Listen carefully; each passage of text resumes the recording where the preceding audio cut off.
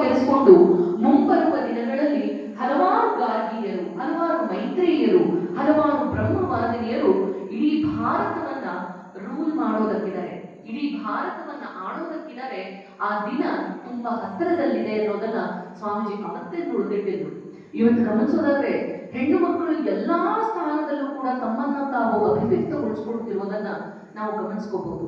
Swami Vivekananda was a very good professor, he was a very good philosopher, thinker, ಜೊತೆಗೆ he was one who was able to prophesize about the future ಹೀಗೆ ಇರುತ್ತೆ ಅನ್ನೋದನ್ನ ಸ್ವಾಮೀಜಿ ಕನ್ಸ್ಕೊಂಡು ಇಟ್ಟಿದ್ರಲ್ಲ, ಅದು ಶ್ರೀಮಾತೆಯವರನ್ನ ಆದರ್ಶವಾಗಿರಿಸಿಕೊಂಡು ಅನ್ನೋದನ್ನ ನಾವಿಲ್ಲಿ ಗಮನಿಸಬೇಕು. ಹೇಗೆ ಸ್ವಾಮೀಜಿ ಶ್ರೀರಾಮಕೃಷ್ಣ ಪರಮಹಂಸರಿಗಿನ್ನ ಒಂದು ಕೈ ಮೇಲೆ ಶ್ರೀಮಾತೆಯವರನ್ನ, ಏಕೆಂದ್ರೆ ಸ್ವಾಮೀಜಿ ಎಲ್ಲ ಕಡೆ ಹೇಳ್ತಾರೆ, ನಾನು ನಿಮ್ಗೆ ತೋರಿಸ್ಕೊಡ್ತೇನೆ ಹೇಗೆ ಶಕ್ತಿಯನ್ನ ಆರಾಧನೆ ಮಾಡಬೇಕು ಅನ್ನೋದನ್ನ ಸ್ವಾಮೀಜಿ ಹೇಳೋದನ್ನ ನಾವಿಲ್ಲಿ ಭಾವಿಸಿದ್ರೆ ಮಾತ್ರ ಶ್ರೀಮಾತೆ ಶ್ರೀ ಶಾರದಾ ದೇವಿಯವರನ್ನ ಹೇಗೆ ಒಬ್ಬ ಸಂಘ ಜನನಿಯಾಗಿ ಶ್ರೀಮಾತೆಯವರ ಪರಮ ಪವಿತ್ರವಾದಂತಹ ಜೀವನ.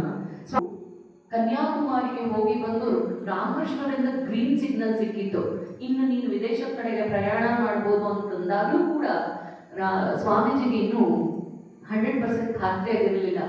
Unless and until holy mother says yes, first Jayaram Patil ಹೋಗ್ತೀನಿ, ಅಮ್ಮನ್ನ ಕೇಳ್ತೀನಿ, ಅಮ್ಮ ಗ್ರೀನ್ ಸಿಗ್ನಲ್ ಕೊಟ್ರೆ ನಾನು ಧೈರ್ಯ ಮಾಡಿ ಮುಂದೆ ಹೋಗ್ತೀನಿ ಅಂತಂದ್ರಲ್ಲ, ಇದು ಸ್ವಾಮಿ ವಿವೇಕಾನಂದರು ಶ್ರೀಮಾತೆಯವರಿಗೆ ಕೊಟ್ಟಂತಹ ಸ್ಥಾನ.